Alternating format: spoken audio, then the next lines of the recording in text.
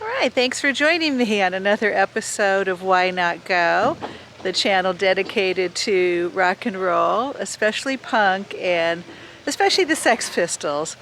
Well, this is not a punk or Sex Pistols video, but it's a rock and roll video. I don't think you could get any more rock and roll than Elvis. We're in sunny Palm Springs, California. In fact, I'm going to put my sunglasses on. We're here in the summer. Not many people come here in the summer. The days can get up to 120 degrees.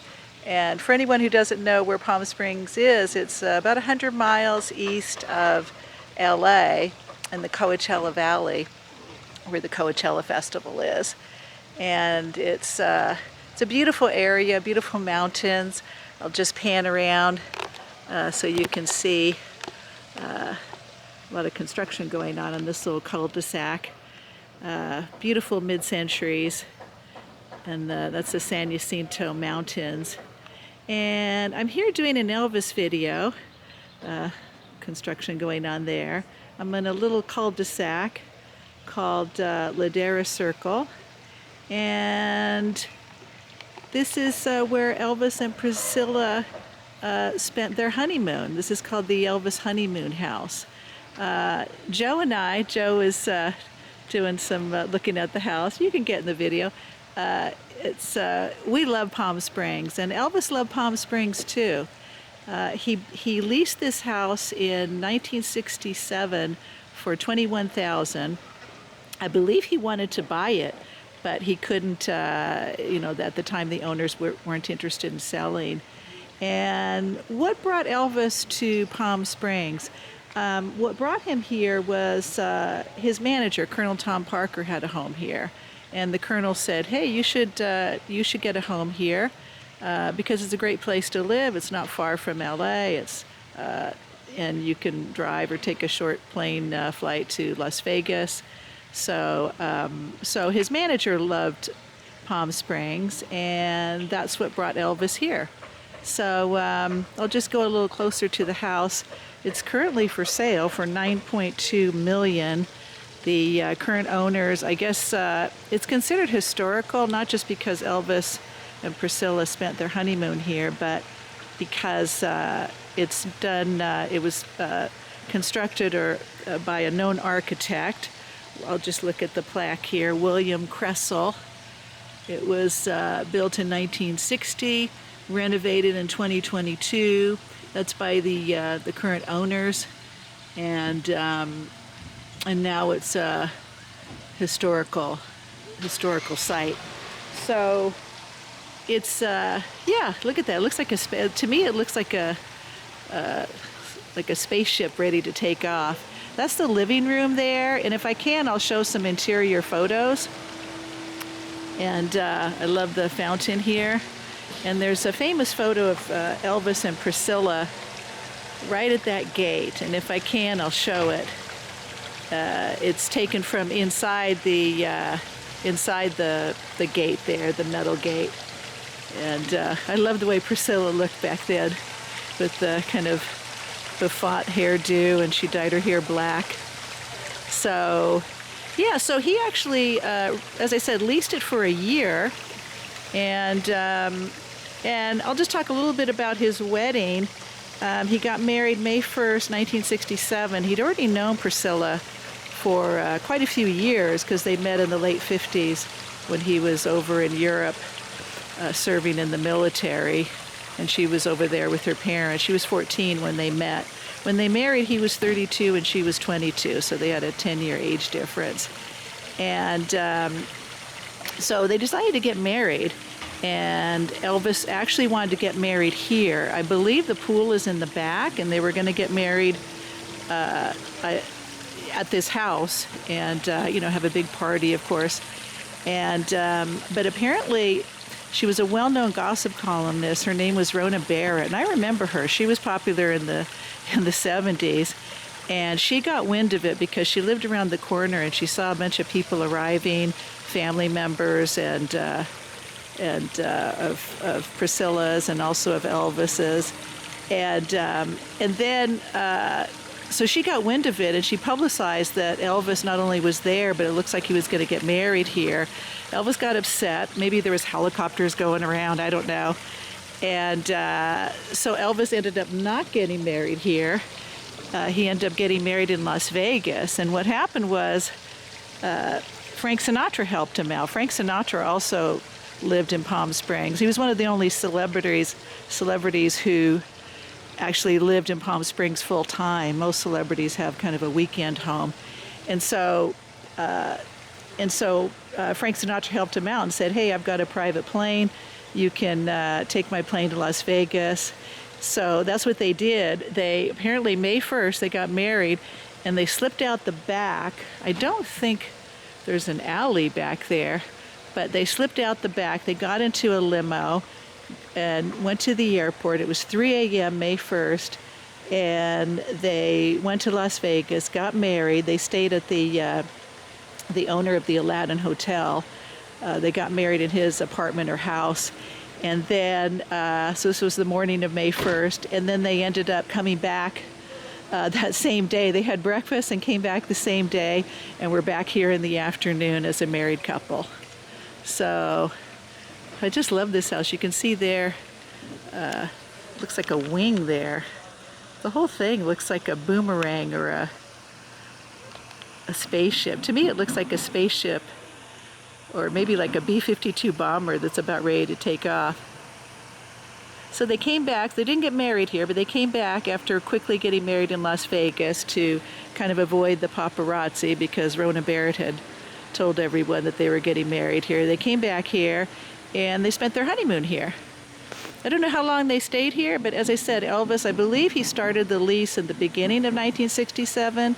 So he ended up, staying here for a while. I don't know if he stayed here the whole year. But yeah, this is where they started their marriage. As most people probably know, they divorced in 1973, so the marriage didn't last that long, about 6 years. And Lisa Marie Presley, she came along 9 months later, so after they stayed here, after their wedding. So yeah, it's just on a little cul-de-sac, 9.2 million if anyone is interested. It's about 5,000 square feet. All right, so now we're on to the next location. Got a lot of construction here.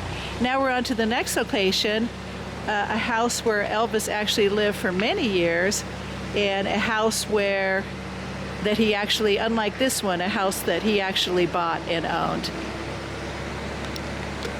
We're just leaving the Honeymoon house, and these are the kind of houses that you see in the area. A lot of mid-centuries. Beautiful mid-centuries. It's like mid-century heaven here. Love it. What do you think of Palm Springs, Joe? Oh, I love it. Yeah. Look at those mountains. The mountains are like a wall here. I love it. Right, so you're going to turn right. Another mid-century there.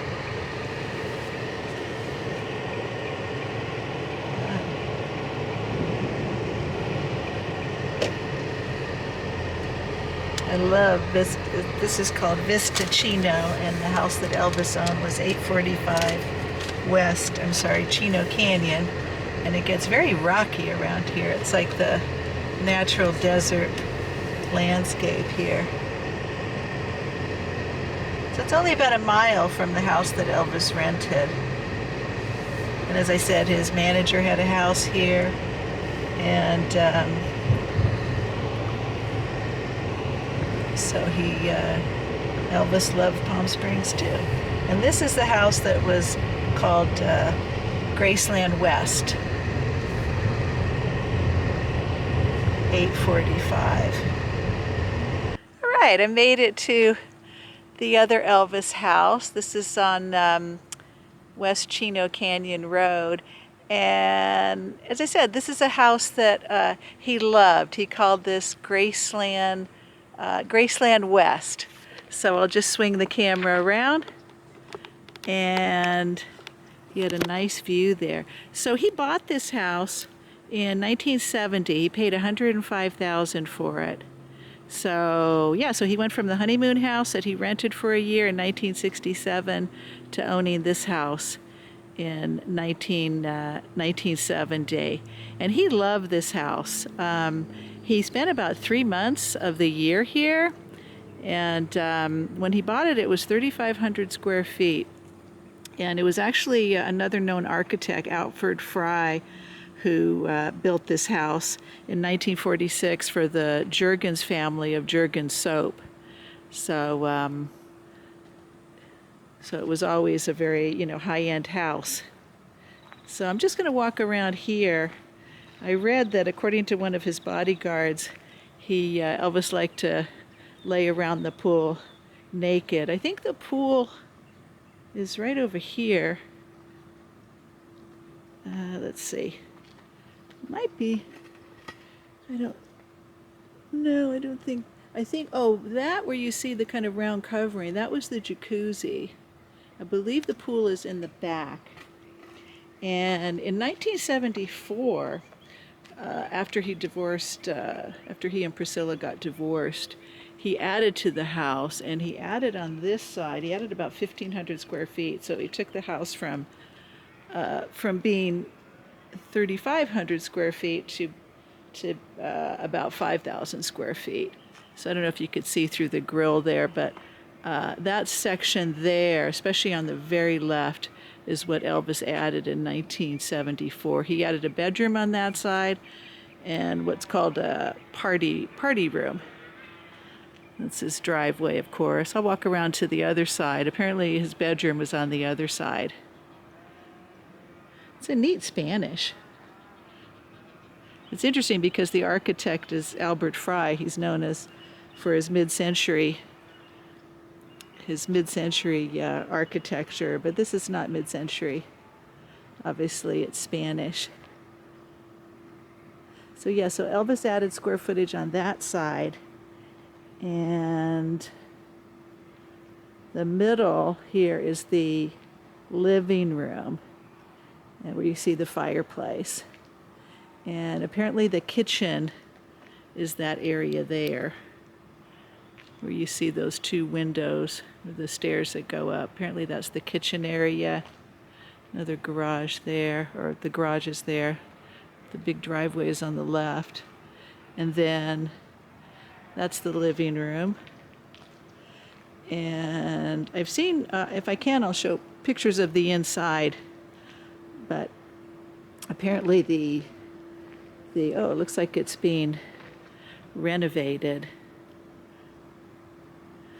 So there's a design H3K there, design firm. So it looks like maybe they're renovating it, but the pictures I've seen online, it hasn't been renovated at all. And the last time it sold in 2014 as a foreclosure, and it sold for only $1.5 million, which is really pretty cheap for this area. They tried to get close to $3 million, but they only got $1.5 million. And so that's the living room there, where the fireplace is. And in 1973, Elvis put in some. Oh yeah, as you can see the window there, it goes right through to the other side. That's neat. So in that living room there, in 1973, Elvis actually did some recordings. He recorded Are You Sincere, I Miss You, and Sweet Angeline in the living room there. Are You Sincere, Miss You, and Sweet Angeline. That's neat. I don't know if he did the recordings there. I'm guessing they came out on record. Right in that living room. So you can see through that window there that the living room, the windows on the other side look out. I believe they look out to the pool, and then a view of the mountains.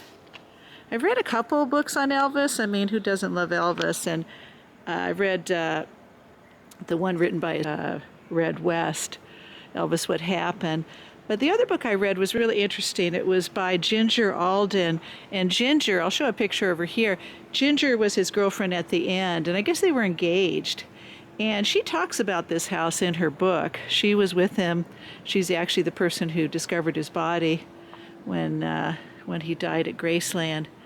And she talks about this house in her book a lot. And she said Elvis loved coming here because it was quiet here. And Graceland, there was a lot of people that lived at Graceland, not just his security and entourage, but his grandmother lived there and his father lived there. And I believe his father's second wife. And obviously Lisa Marie was there, but or part-time, I don't know. They probably split custody once they divorced. But she says that here he just kind of took a minimal staff, his bodyguards, and he probably had a cook. But she said it was much different than Graceland. It was a much more relaxed place. It was much more, it was quieter, and she said that he really loved coming here. It was his retreat. And he spent his last birthday here, January 8th, 1977. He spent his last birthday here, so he was probably here. Most people come to Palm Springs in the winter. Not many people are here in the summer like we are, when the weather is like 120 sometimes in the day. So my guess is he came here every winter. And right back there was his bedroom. I'll just try to zoom in if I can. Right back there where you see the window there and the little metal balcony there. That was his bedroom there on that corner. So he had a nice view of the mountains and probably looking back out towards the pool on that side. Sad. I don't think Elvis would have ever sold this house. When he died, was it August 16th, 1977? The estate quickly put it up for sale. It sold for $350,000. And who bought it was Frankie Valli, the singer Frankie Valli, so that's interesting. Another interesting owner was Ray Kroc. He owned this house in 1960. Ray Kroc, he was one of the original franchisees of McDonald's, and a very wealthy man. Ray Kroc owned this as well. But yeah, I don't think Elvis would have ever sold this house. I especially after reading in Ginger's book how much he loved it, and this was his retreat. And I doubt he would have sold it.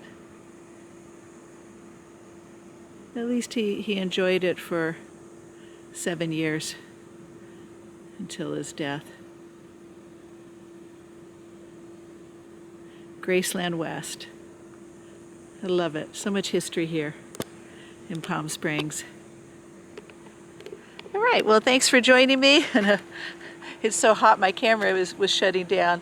Thanks for joining me on another episode of Why Not Go. I'm at Graceland West. Until the next time, I'll be seeing ya. All right, one more look at the area of Graceland West. I thought I could get a backside view of it, but I can't. It's just down there. That's probably his roof there. Oh no, it's actually his, well, no, I think his roof is over there. Anyway, this was his area. I love it here. Although I wouldn't go walking in these rocks. Joe just said, watch out for rattlesnakes. You don't want to run into a rattlesnake out here.